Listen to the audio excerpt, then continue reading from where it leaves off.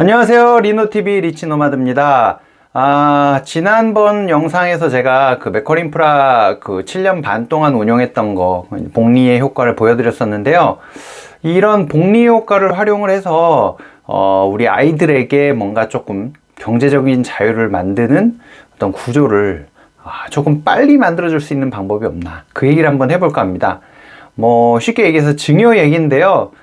증여? 이거 돈 많은 사람들이 하는 거 아니야? 라고 생각할 수 있지만, 물론, 금수저들은 이제 물려받을 게 많아서 좋겠지만, 그렇지 않은 분들도 우리 아이들은 금수저는 아니더라도 동수저 정도는 만들어줘야 될 거잖아요. 그래서 어떻게 하면 그런 출발점을 조금은 낮게 만들어줄 수 있을까?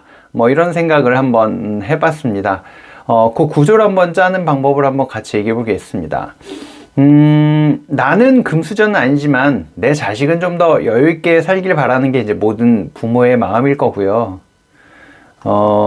부익부 빈익빈이라고 하는데, 부자들은 자식들이 빠르게 기반을 잡을 수 있도록 자산을 증여해주고 복리와 어떤 시간의 힘으로 그걸 이제 키워준다고 합니다.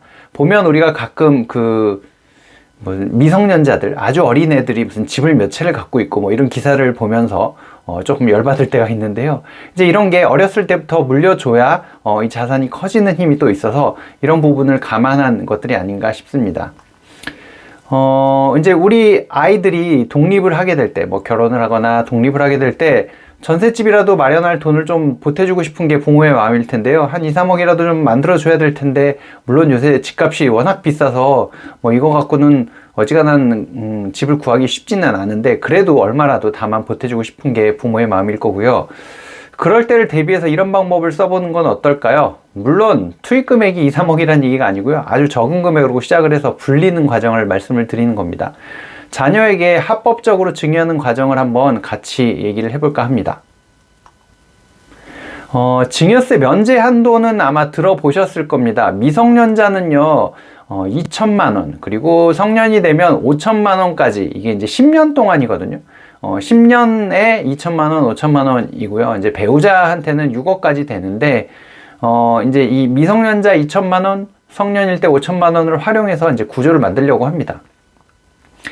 아이들이 태어나면 이제 양가 부모님께서 아니면 친척들이 막 이제 축하한다고 애기 유모차 사는데 보태라 해라 하면서 이제 좀 돈을 주시잖아요.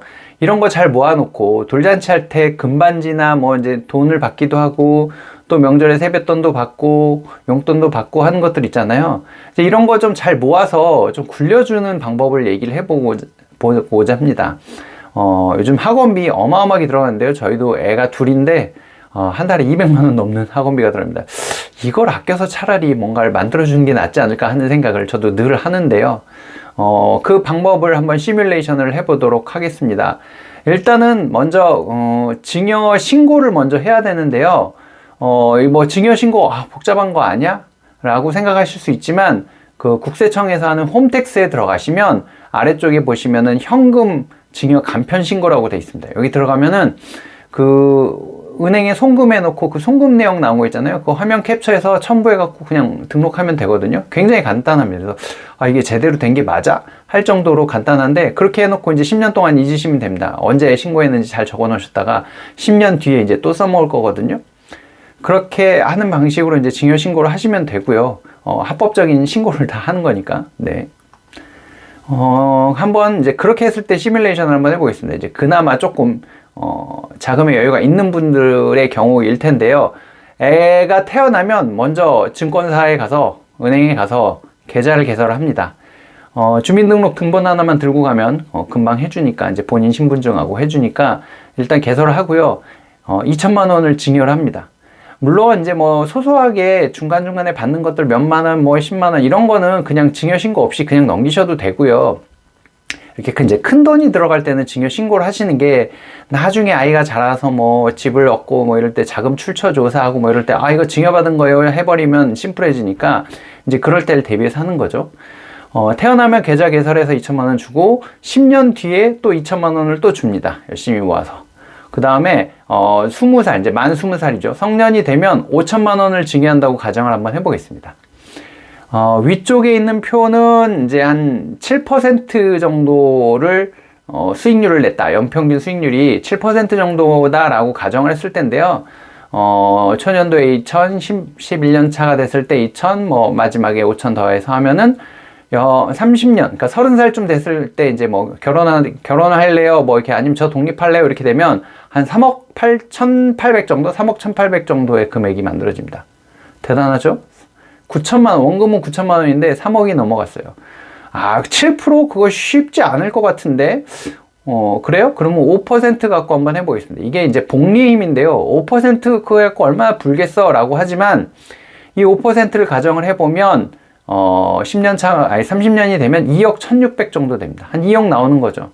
근데 이게 뭐 굉장히 어려운 일이냐? 그렇지 않습니다.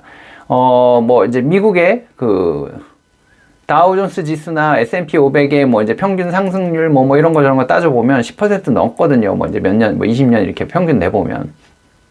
이제 그런 거나 아니면은 이제 5% 정도의 수익률을 낼 수 있는 방법들은 사실 많아요. 그러니까 월배당, 월지급식의 어떤 리츠주라든지 아니면은 배당률이 높은 ETF라든지 이런 거 사서 계속 꾸준히 모아주시면 이제 이 배당이 계속 늘어나다 보면 처음에는 3%짜리였는데 5년쯤 지나고 나면 얘가 이제 처음 샀던 가격 대비해서 뭐 이제 5%가 되든지 뭐 6%가 되든지 이렇게 올라가거든요.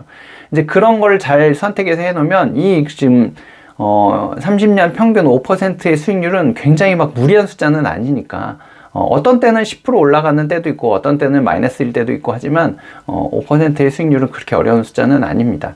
그래서 이렇게 하면은 뭐 2억, 3억 이렇게 큰 돈으로 갑자기 이제 커지는 거죠. 이게 정말 시간의 힘인 거고요.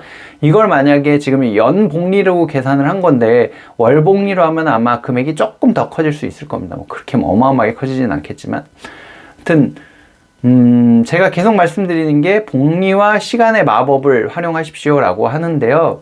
이야기를 하는데 사람마다 성향이 다르고 갖고 있는 자금의 성격, 뭐 이제 장기 자금이냐 단기 자금이냐 뭐 투자에 투입할 수 있는 시간이나 뭐 이런 게 다 다르기는 하지만 한 방에 키울 수 있는 능력이 내가 있다 라고 하시면은 이제 그런 분들은 그렇게 하시면 되고, 그런 게 아니라면 보통 사람들이라면 조금 작아 보이지만 꾸준하게 수익을 만들어낼 수 있는 곳에서 시간이라는 자산을 더해주면, 우리 애들한테는 시간이라는 어마어마한 자산이 있거든요. 그 자산을 더해주면 내 자식들은 조금 더 나은 출발선에서 삶을 살아갈 수 있을 겁니다. 이게 뭐 지금 이제 갓난 애기들한테 해당되는 얘기가 아니고요. 요즘에 이제 부모님들이 평균 수명이 길어지시잖아요. 뭐 나 50살인데 우리 아들 뭐 20살인데 뭐 이렇게 해서 시작하셔도 돼요.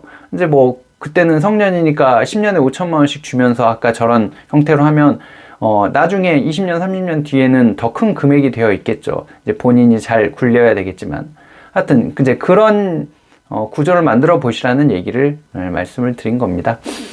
뭐 되게 멀어 보이기는 하지만 이런 작은 노력들이 쌓이면 우리 아이들은 조금은 더 자기가 하고 싶은 일을 하면서 살 수 있게 되지 않을까 생각됩니다. 저랑 같이 공부해 보시고요. 저도 힘 닿는 데까지 열심히 도와드리도록 하겠습니다. 오늘은 여기서 마치도록 하겠습니다. 시청해 주셔서 고맙습니다.